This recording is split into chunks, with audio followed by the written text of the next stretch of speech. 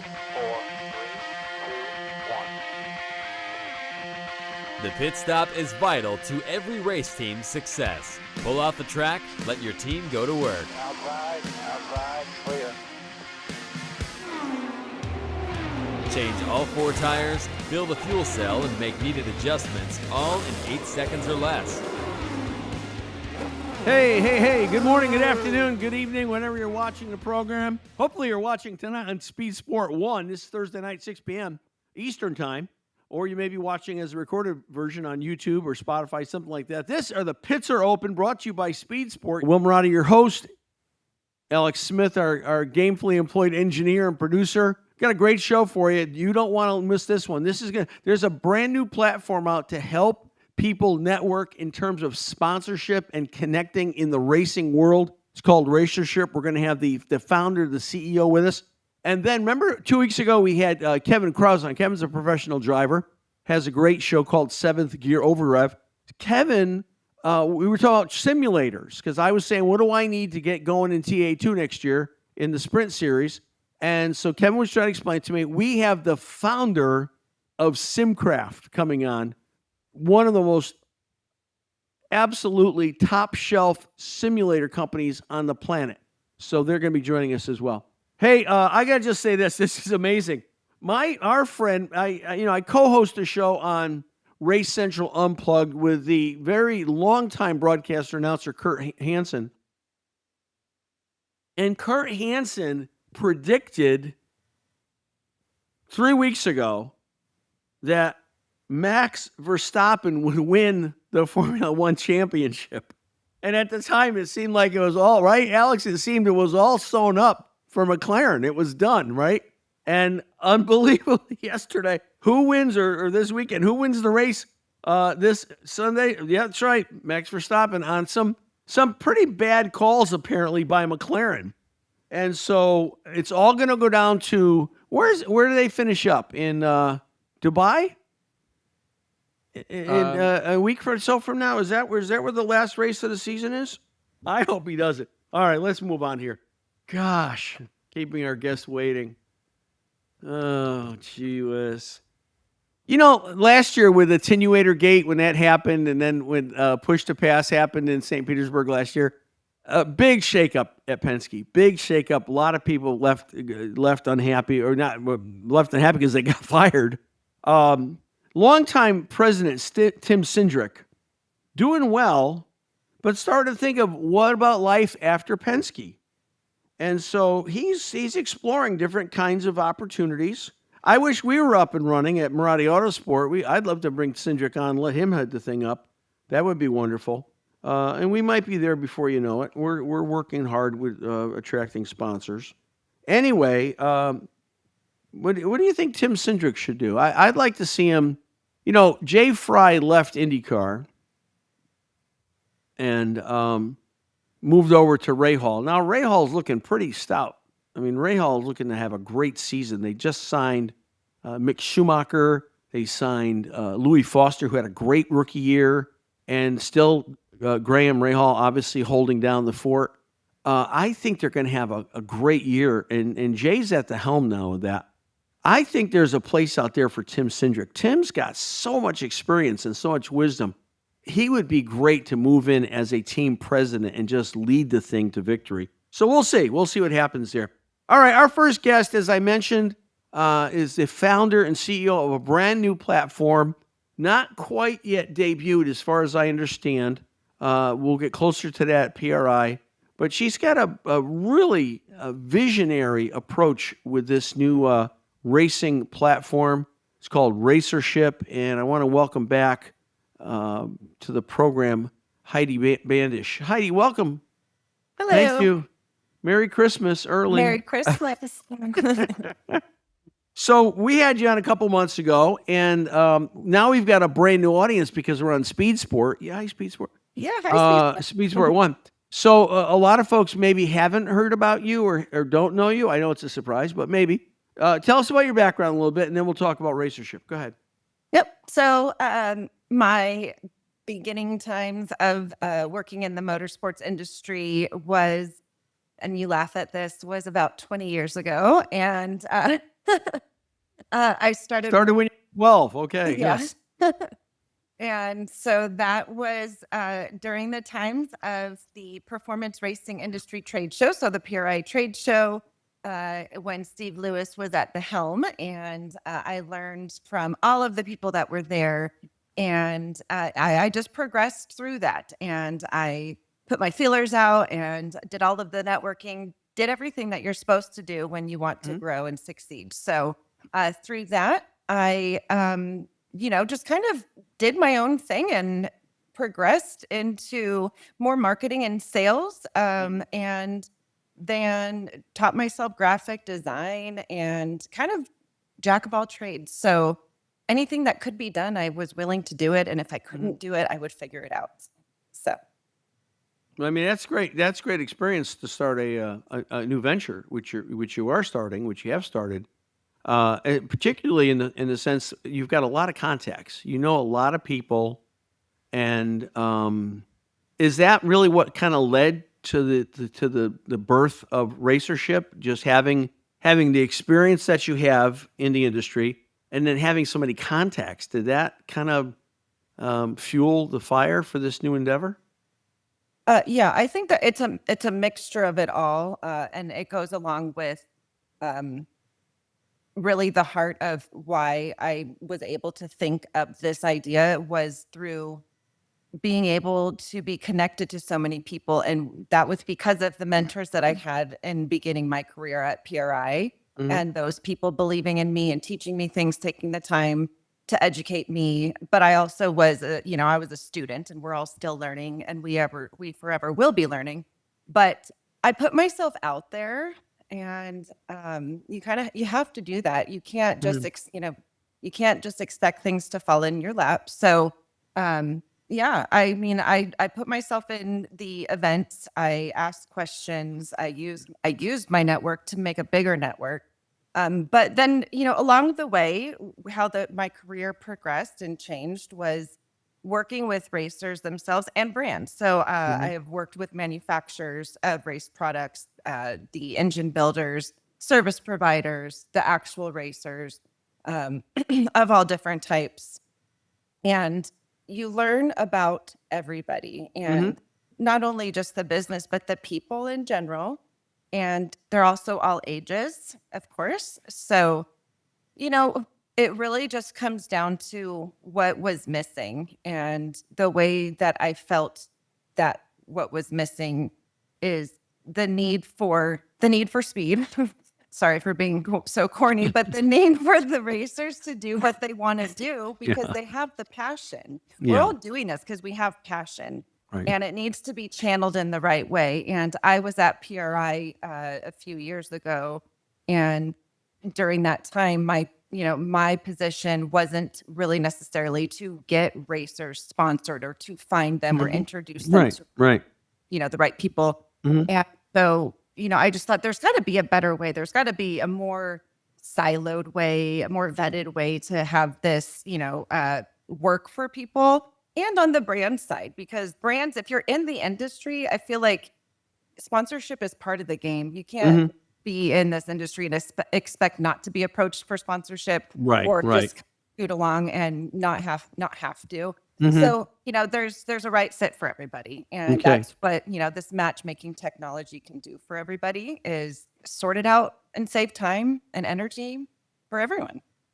Heidi, I want you to hold that thought, because we come back. We're going to take a quick break here. We come back, we're gonna unveil a little bit more about what you're starting and what it's going to do. I think it's very exciting. I can't wait to hear about it. So hold that thought. We'll be right back. Don't go away, folks. I should tell you, this segment is brought to you by Schaefer Manufacturing, America's trusted leader in oil and lubricants since 1839. If you want maximum performance, protection for your engines, fleets, equipment, Schaefer delivers. Their advanced lubricants reduce friction, run cleaner, last longer, saving you money with fewer breakdowns, less downtime. That's why professionals in trucking, farming, racing, and industry all turn to Schaefer Oil. Don't settle for average. Give your engine the premium care it deserves. Learn more about it at SchaeferOil.com. That's SchaeferOil.com. All right, welcome back. The pits are open. Will Marotti here, Alex Smith, and our special guest, Heidi Bandisch, who is launching a brand new digital platform all about networking in racing. And what's it called, Heidi? Called Racership. Racership. Racership. That's good. That's good. First the name. Why? I mean, it's somewhat obvious because of the industry, but Racership.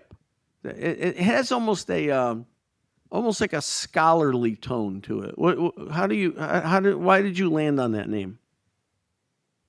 The more that I say it, the more that it evolves, and the more that people use it in their own sentences and their conversations. It really, I guess it does.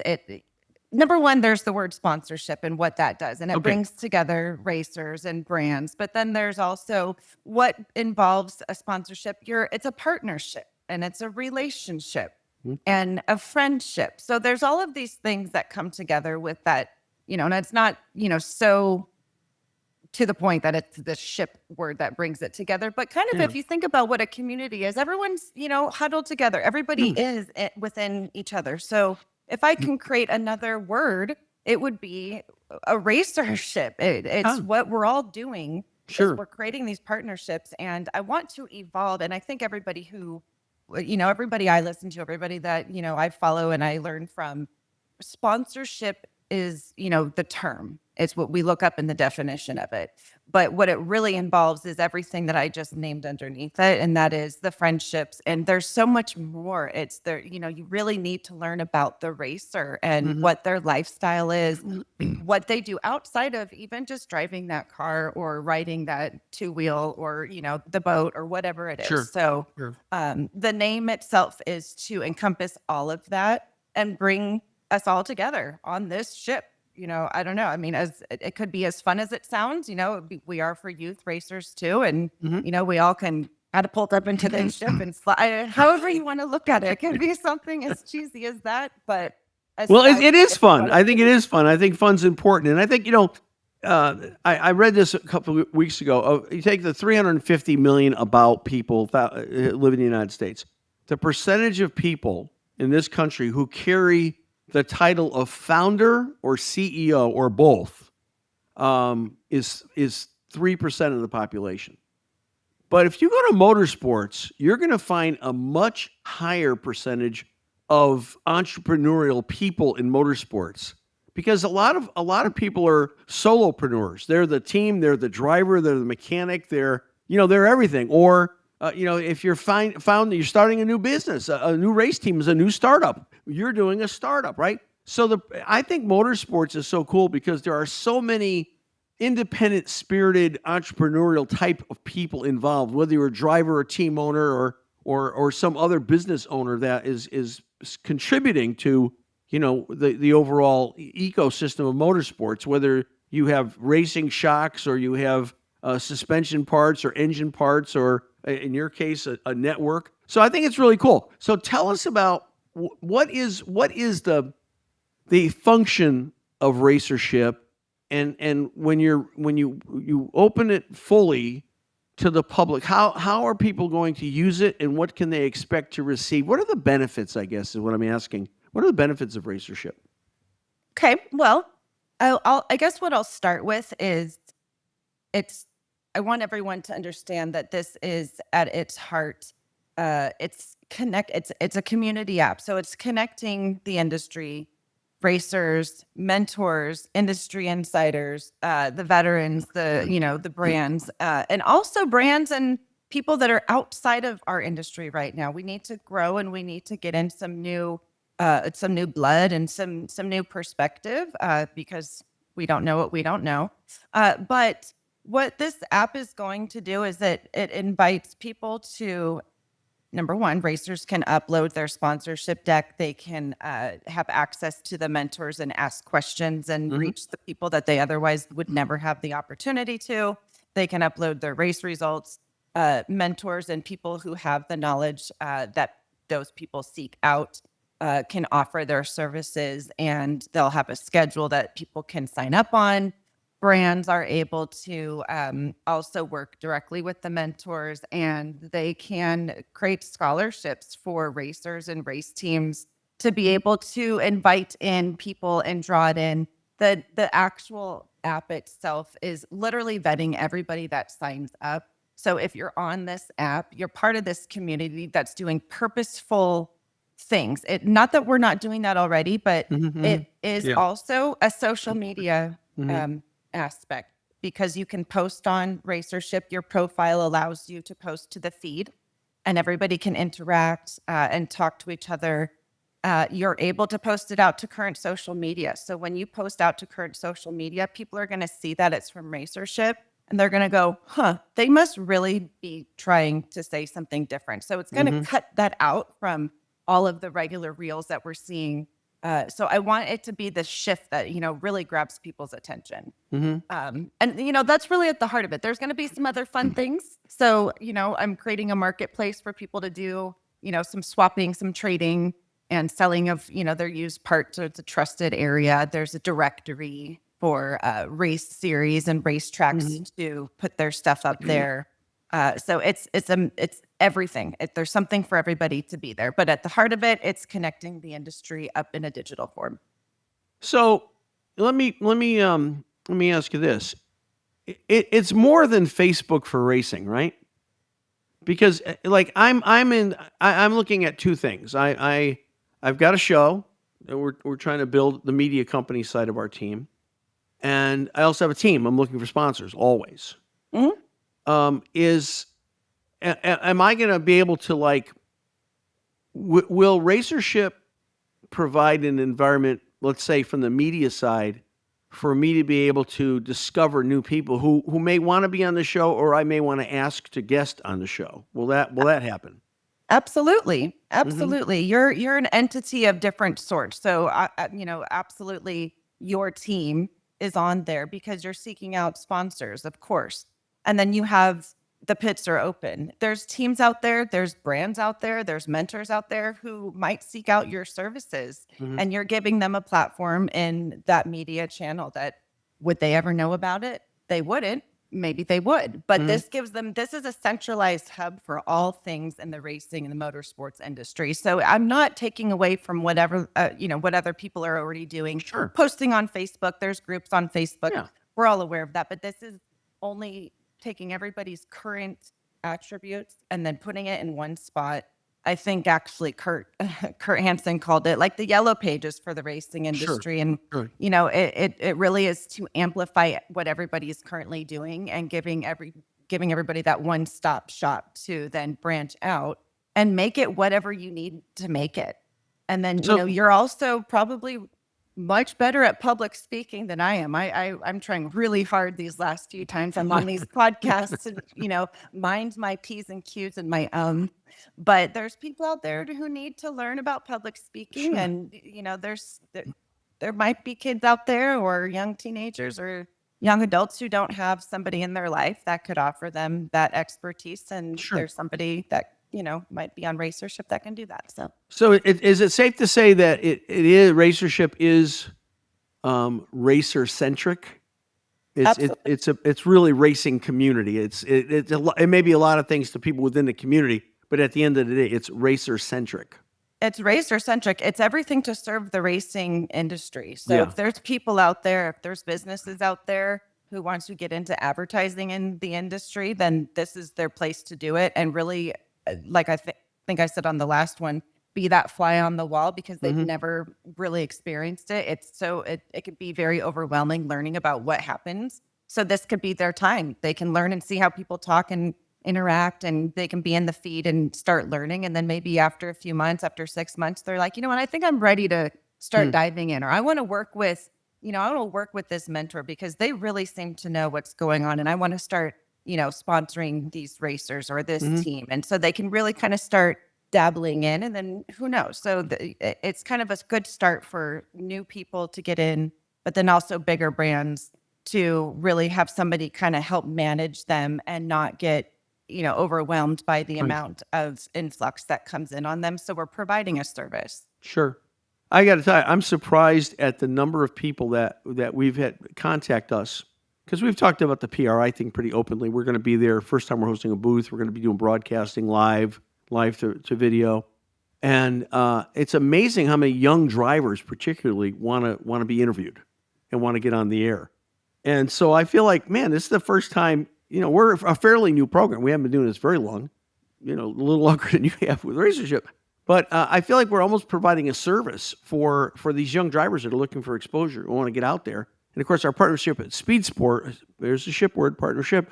Our partnership with Speed Sport is vital because we're reaching a whole new, larger audience apart from social media. So we're really excited about that. You're going to be at PRI, or is something? Is there any news that you're going to share at PRI? Not news you can share now, but will there be news that you're going to share at PRI? Yes, and actually, I will give a little teaser because I do want to thank the very, very early adopters, which you're one of them. The people who have come on board as those pre-launch crew members. I'm sending out a newsletter very soon. So anybody who wants to get in now, because I am letting people know that they can actually sign up first.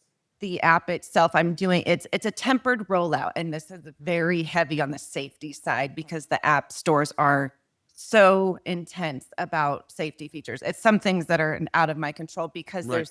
there's kids on here. So Sure. they'll be able to sign up. They'll be able to start putting their stuff in their profiles that will be then ready for launch when it's time to go. Then they're just done and it's ready to go.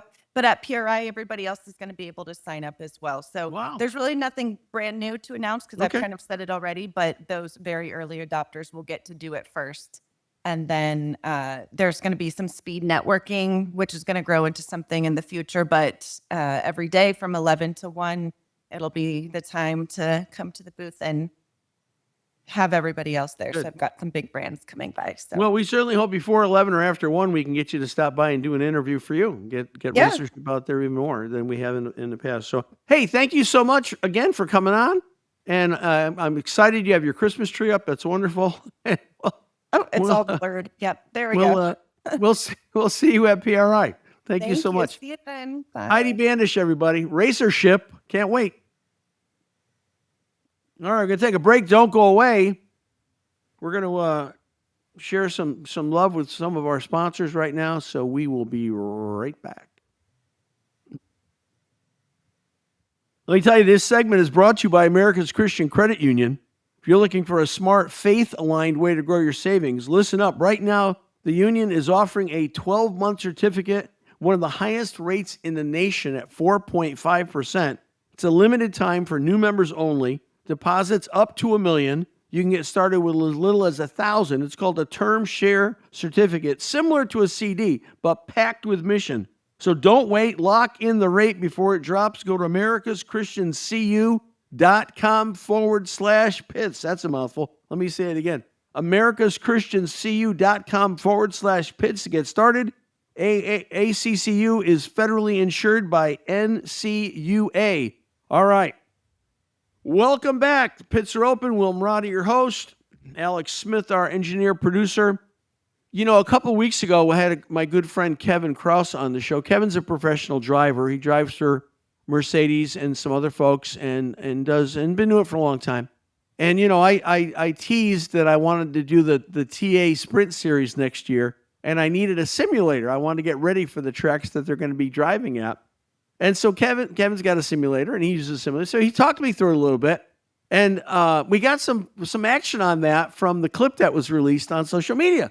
And so from that, I get a chance to connect digitally with our next guest. And I'm so impressed because he is the co-founder of one of the really best simulator companies on the planet. It's called SimCraft. I'm sure you've heard of it. And asked him to come on and talk about it and talk about simulators. So for the first time, we want to welcome Sean Patrick McDonald as our guest, co-founder of SimCraft. Hey, Sean, how are you? I'm doing great, Will. How are you? I'm great. I'm excited to have you on. Thank you so much for taking time. Yeah, absolutely. Tell us a little bit about your background, and then tell us about the genesis of SimCraft and how it's developed over the years. It's not an overnight success. You've been at it for a long time. I want to hear all about it. Go ahead. Okay. I could probably fill up this entire segment with this background story, but I'll try to be as succinct as possible. Okay. I was very fortunate as a kid. When I was 8 years old, we had a TRS-80 in my house. My dad was into computing, exposed me to programming very early, working on computers. And so, he kind of pushed me in this direction from a very early age. And later on we got Tandy 1000, color graphics. Radio Shack. Yeah. Yes, sir. Yes, sir. And flight simulation was one of the things that he developed a passion for. So, Really? Wow. yeah, back in the mid or early mid 80s, we were running Chuck Yeager's flight simulator on our Tandy. And fast forward to about 1997, my father retired. He was Eastman Kodak vet for 29 years and engineer, multidisciplinary engineer, but he moved into more of the business management side. He ended up becoming the director of government contracts for Eastman Kodak, in charge of $400 million in business. And so his engineering mind was kind of put to sleep for 5 years, 6 years while he was doing that. So when he retired, it got reawakened, and he had this idea about improving, enhancing his flight sim experience at the house by building a motion platform. And what was unique about his approach was he decided to balance the cockpit of the flight sim at its center of mass.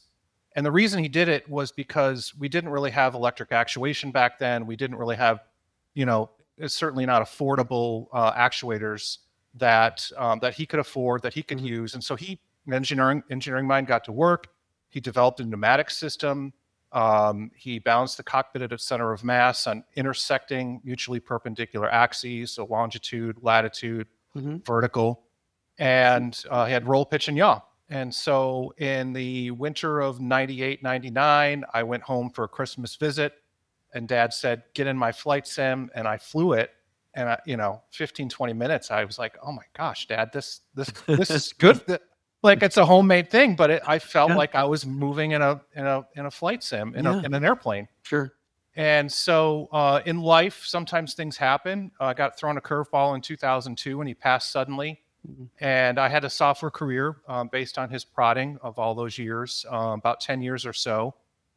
And in 2002, had a decision to make. It took me a few years, but I ended up leaving my software career behind to develop SimCraft, actually make a manufactured product, move to electric actuation, move to racing simulation, and really just started building in the garage. And all these years later, here we are.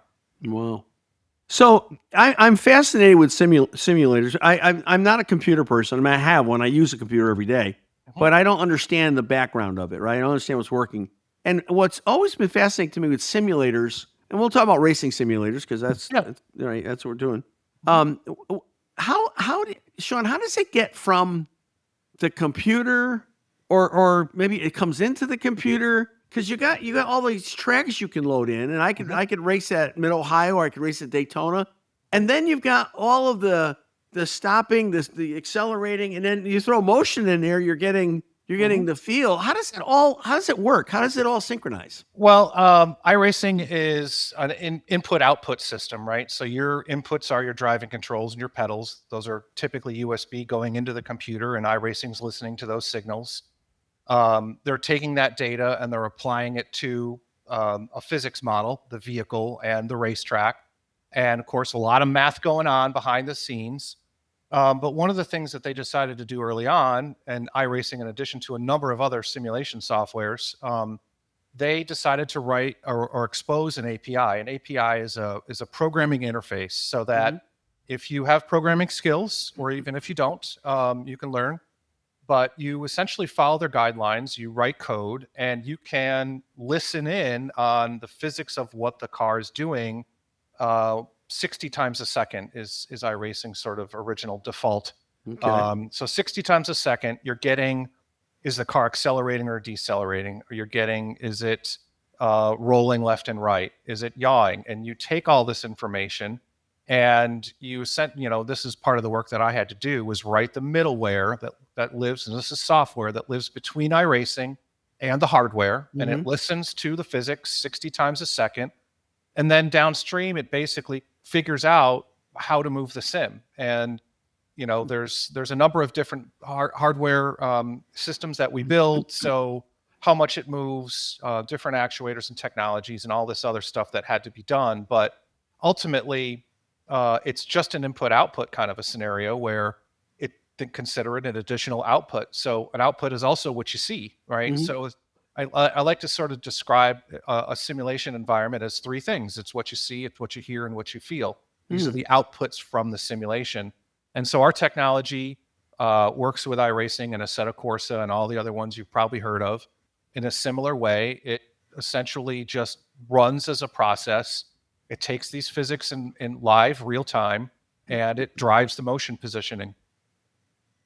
So if someone is, I'll just use myself, right? So if someone's getting into simulation for the first time with motorsports, what do I need to be when I'm ready to actually test a real car? What do I need in terms of time in the simulator? What do I need in terms of simulator hardware? What do I need to get myself fairly well prepared to get into a car and actually test it on a track? There's a pretty broad range of what's possible hardware-wise. When I started working on this all the way back in 2005, we had very crude, fairly cheap controls. Logitech was around, the Momo steering wheel force feedback was there, but it was, it was adequate-ish, but it didn't really give you like super fidelity. It didn't didn't blow your mind as far as the feeling in the steering wheel. It did give resistance.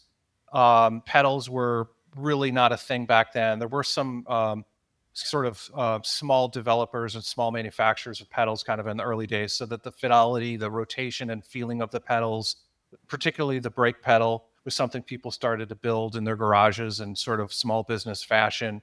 And certainly fast forward to today, you have direct drive force feedback systems and incredibly sophisticated wheels with buttons and data display units and things like that, where you can see where you're on track, you can see lap times and things like that. But I think you could probably debate about every single component about what you need and what you don't need. SimCraft is used to catering to competitors of motorsport. They're spending their own, in some cases their own or their business's money to go out and go fast and compete, and it's expensive. And so Are all professional drivers for the most part, are they all on simulators at this point? I would hope so. In 2005, that was not the case. We work with Scott Pruitt, 12-time champion Scott Pruitt.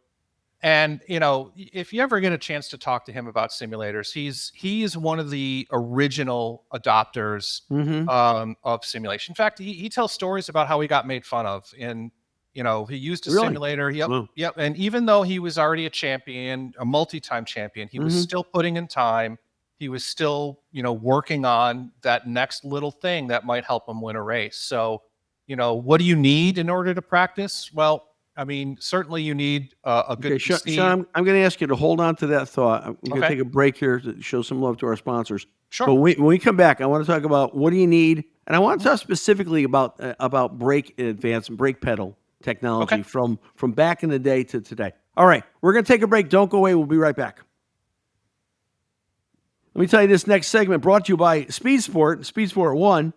If you want to stay plugged into the action, there's only one place to go, speedsport.com, speedsport1.com. From breaking news and in-depth features to live coverage of events across every form of motorsport, Speed Sport is your all-access pass. Whether it's dirt track, NASCAR, drag strip, Speed Sport brings the stories, the highlights, the drama right to you. Don't miss a lap. Speedsport.com. Tune in as you are right now, speedsport1.com for your home for everything racing. All right, welcome back. Pits are open. Will Marotti, Alex Smith, and special first-time guest on the program, Sean Patrick McDonald, is the founder of SimCraft, which most of you are familiar with. We were picking up the conversation about, here I am. I'm a rookie. I want to go into TA2 sprint division next year. What do I need for a simulator to help prepare me to get into that kind of field? You're going to need, most likely, putting yourself into a seating position that's comfortable. A lot of sim racers use desks, and they clamp their wheels to desks, and they kind of have an ergonomic relationship to their controls, which doesn't match the car. So you can buy a chassis and you can mount a steering wheel and pedals on it. And that's kind of really the minimum you should do. The next thing you think about is what you see, what you hear, right? So headphones work just fine. Visual fidelity is come a long way over the last 20 years. My dad used a CRT monitor. Today we've got a triple OLED that creates a 220-degree field of view at a high resolution and refresh rate. So the different chassis that you buy will be able to accommodate different visual systems. Some are just going to be single screens. You can buy triple screen mounts and get sort of a wraparound experience. And so that's kind of the minimum of what you need.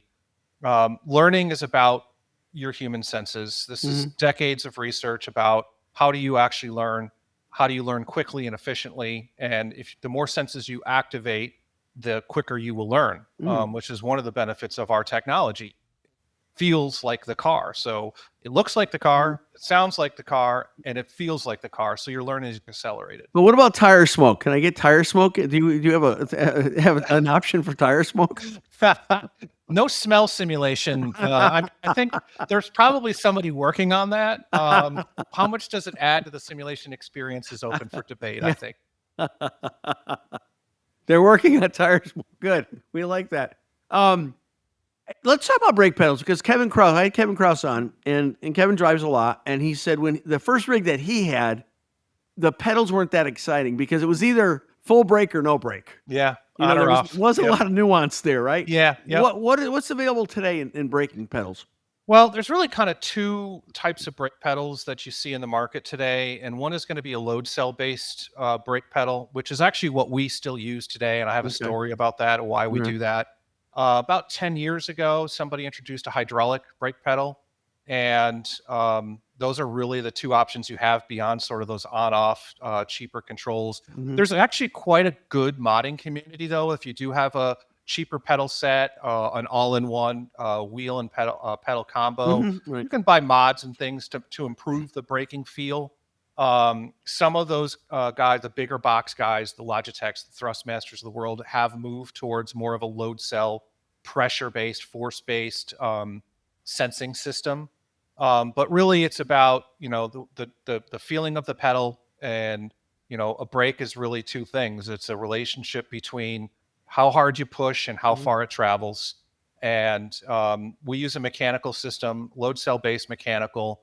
Extremely adjustable. You can go from soft sort of stock car, rally car style brake with a lot of throw, a lot of travel, from that to a formula style, which is hard very quickly. So I'm thinking about physical requirement. So for a simulator that I would need, we talk about the wraparound screens, the chassis. How much physical space would be required to what can I put this in my office at home? Where's this going to go? Absolutely. Yeah. So, I mean, I like to say if you really want to sim and you have the support of a wife and the family, you can have a sim in your house. I have a large format Apex 6 GT in my house. I live in a modest house of 2,000 square feet. Yeah. But I also have a wife that's really cool and supportive. Yeah, it's part of the business. Yeah. But that's one of the things we've had to pay attention to over the years is not everyone will allocate that much space. Not all wives will allow that to be in the house. So sure. We have medium-sized products. So the Apex GT that behind me here is about 10 by 8 would be the footprint, 10 feet by 8 feet. Okay. We have a middle-sized product, which is a Apex CT, which takes up about 8 by 8 maybe, or 7 by 8. And then we have a product that we released a couple years ago called the Grid 1, and it was designed specifically to be small footprint. And if you keep to a single screen, you can fit a Grid 1 like we build into a 4.5 by 3 foot footprint. Wow. So it could go in a lot of closets. Sure.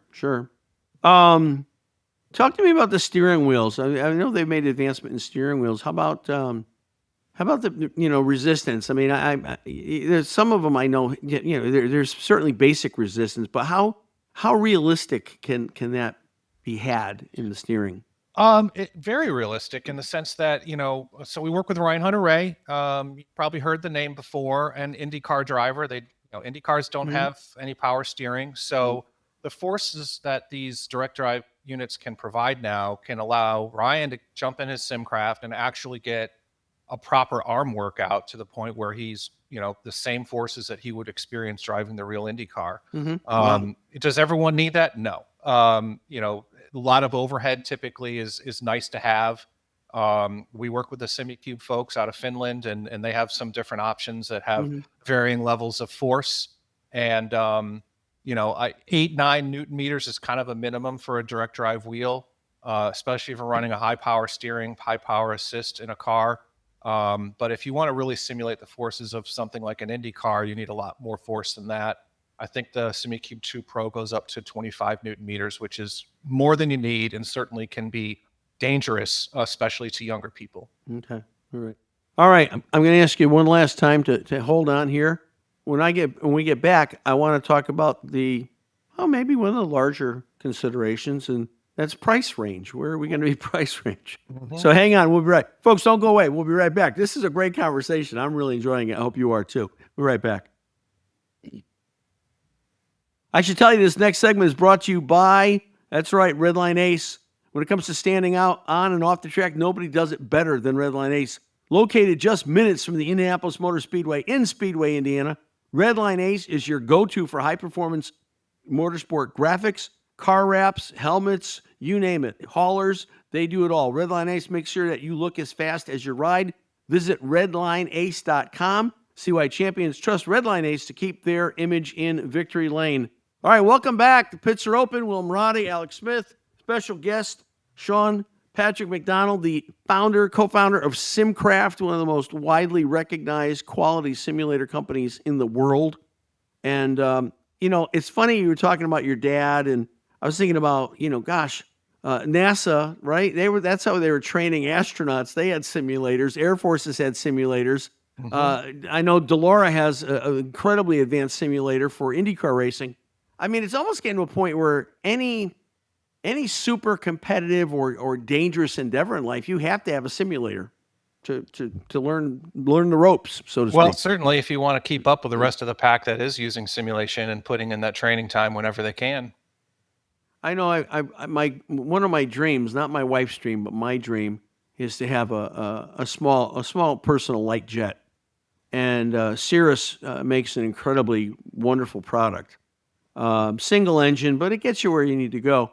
And they have simulators that they offer as part of their pilot education.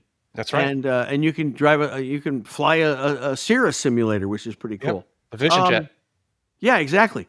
So without being, I don't want to ask for specifics, but I do want to ask for ranges. What am I looking at from my smaller fit in the closet simulator to my top of the line SimCraft device? What am I looking at, do you think? So we kind of look at this market as two groups.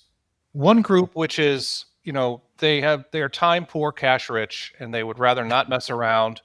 They don't want to procure components. They don't want to mount them. They don't want to wire them. They don't want to configure them. They just want to pay us to do all the work. Right.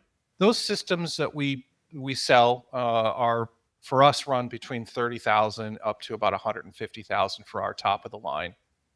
There's a lot to say there about the features and the functionality and the various components that we choose to use in our systems. Mm-hmm. But the other side of it is actually sort of homage to my father. He was one of the first really DIY flight sim guys. And there's a lot of DIY race sim guys and girls too, who will not be afraid to buy their own computer, install their own software, go out and procure their own steering wheel, mount it up, get it configured, play with the settings and configurations.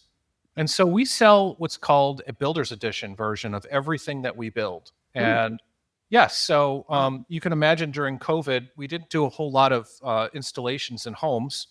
And so we had quite a lot of interest in our builder's edition back in the day. Mm-hmm. And what we do is we construct and build the chassis that we make. And by the way, we make them here in the United States by hand in our factory. And we ship the system, and it's really kind of a partial system. It's not complete. It's the chassis and the motion technology is all assembled and tested. But then we ship boxes of things like a SimiCube wheel and a PC and pedals and whatever else is going in with the system that they specified, cables and mounting hardware and instructions. So some of our clients back in the day and even today decide to invest their time and save some money and put in the work. And that's kind of where I think the future of distribution for us is going to be, regionally speaking, is having more people, more workers that have hands-on experience and can do this kind of work to fulfill product in places that we aren't servicing.